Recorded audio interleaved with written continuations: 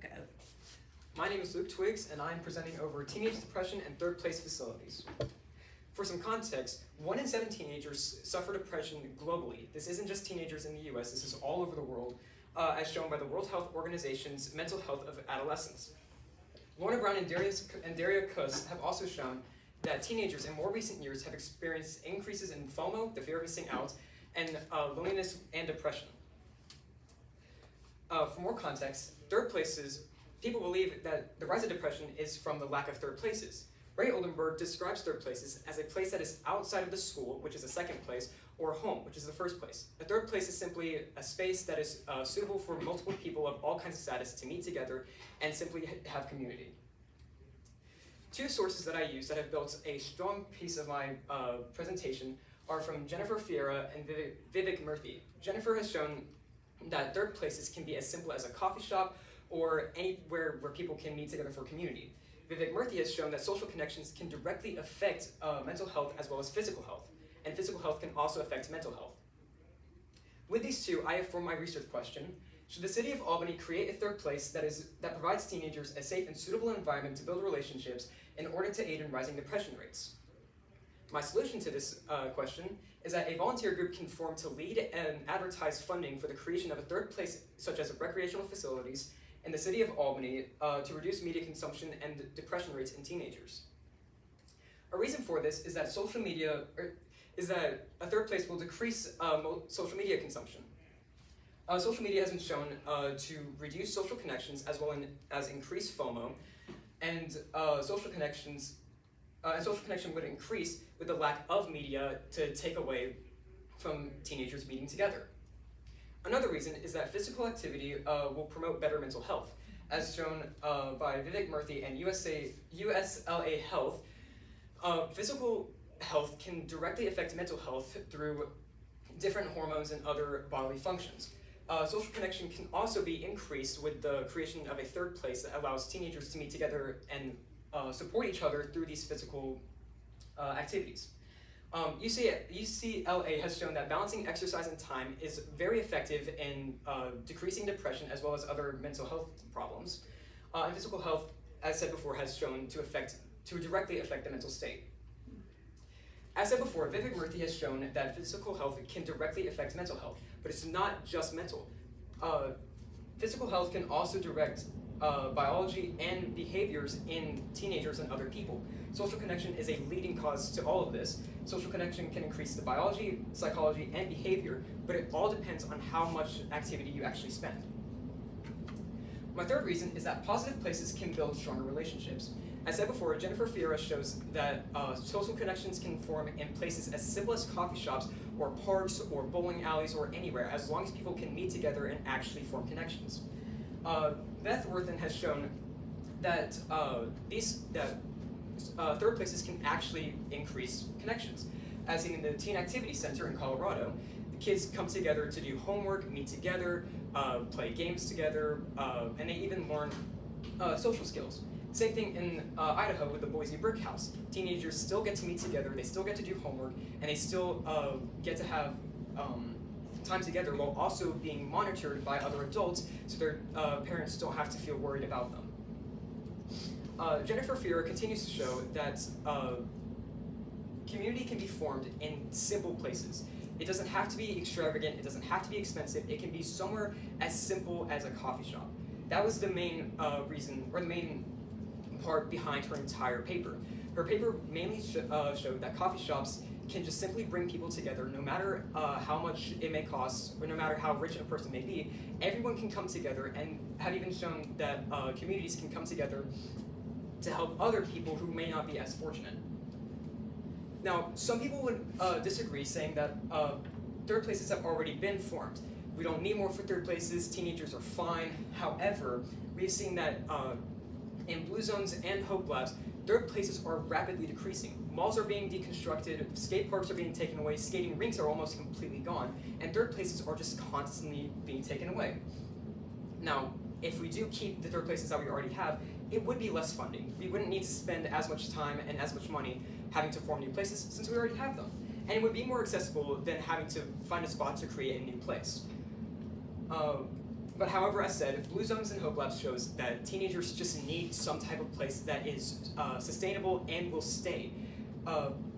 Malls used to be a great place, but now they're almost all gone, or funding has been decreased to them, and these places are just constantly going away.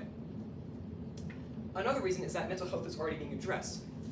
The World Health Organization has shown that they are taking steps towards trying to stop mental issues rising in teenagers. However, they are addressing these problems late into a teenager's life. So whatever mental issues they already had have already affected them from the age of 12 to 16, which means that by the time they're 18 to 20 years old, their mental state has already completely affected them and their lives are slowly crippling away. So a third place, already formed third place, would be able to break this link and would be able to help early on without having to worry about addressing these problems later on in life. Now, some limitations to this solution is a lack of funding. It would be hard to find people who would willingly spend their money to help to help others or younger people without directly benefiting them. But Scanlon Center for School Mental Health has shown that groups can come together to volunteer and aid in funding, all voluntarily. They do not have to be forced, it does not have to be mandatory, they can come in and choose. Or school campuses can open up and let their recreational facilities be used to the public for low prices or maybe even free, depending on how the school is feeling, and it would not cost people as much, maybe a few fixings here and there for children who may break things, but it wouldn't cost that much.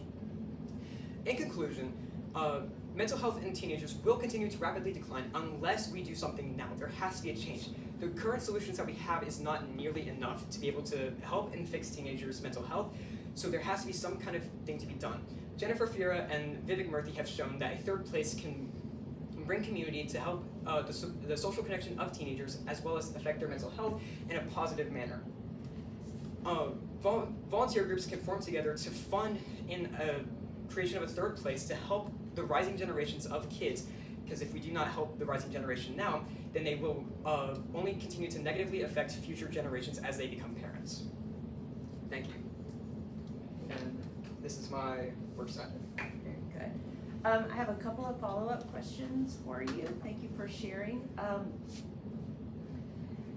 How valid and reliable do you think that the resources that you used are? How do you know that they are actually reliable sources? And did you come across sources that just did not work for you? Yes. So, I'm gonna hit pause on that. Oh wait. There you go. So reliability, mostly all of these were journalistic articles or some type of PhD. For example, I believe it was Chris Palmer was a PhD. Ben Wortham was a CEO of a company that manages the Idaho Brick Boise House and the Teen Activity Center. And almost all of these, World Health Organization, APA, the American Psychological Association, and others were all found in journalistic and academic articles. There was one source that I came across, I believe it was the Washington Gray Harbor. It did start off well. I was able to use it in my paper, but then trying to add it to my presentation, I continued to read through it and it didn't seem as valid. It was valid, but it seemed to kind of double over itself, and it was hard to find useful information within the top part, and then it would get rebutted in the second part, so it just didn't work out. So I skipped it, and I replaced it with others, such as Scanlon School for Mental Health, or Scanlon Center for Mental Health. That one showed the importance of third places in teen mental health, and also Newport Healthcare also told me of Ray Oldenburg, which led to more research to allow me to figure out where third places came from and a solid definition for them. Thank you. So one final question. Explain the level of certainty you have about your solution. How certain are you that this is a viable solution to the problem? So as said before, my solution was built mainly from Scanlon Center for Mental Health.